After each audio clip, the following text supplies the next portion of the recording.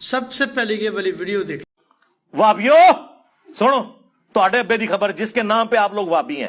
محمد بن عبد الوہاب المتوفا 1206 ہجری. ان کے 6 بیٹے تھے.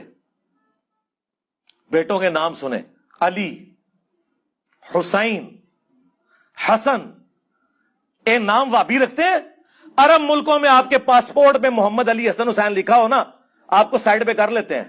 اور وابیوں کے ابا جان نے اپنے بیٹوں کے نام یہ رکھے ہوئے تھے. تسی کیڑے وابی ہو؟ یہ وابی وہ ہیں جو اینٹی شیعہ ہیں، سعودیہ کی فنڈنگ کے ساتھ. جاہلوی میرا پتر آ پھر تینوں تیرے بابے دی خبر دیاں. تو سانو کہہ رہے ہیں نا عبد الوہاب صاحب دی سانو خبر دے رہے ہیں.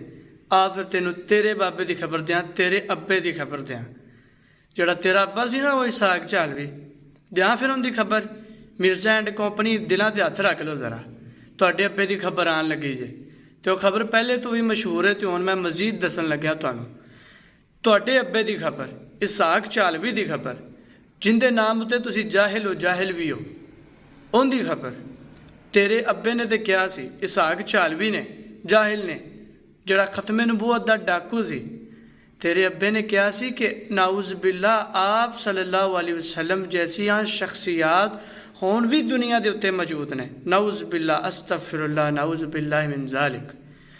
انہیں ختم نبوت دا انکار کیتا سی تے میرا پتر ہن تو بھی کر ہاں ختم نبوت دا انکار. من اپنے ابے دی گل. دلوں تو پہلے انکار کردا ہوئے گا، دلوں تو پہلے فلمی جاہل بھی ہیں. اس تو بعد تو کر ہوں ختم نبوت دا انکار. من ہاں اپنے ابے دی گل ذرا.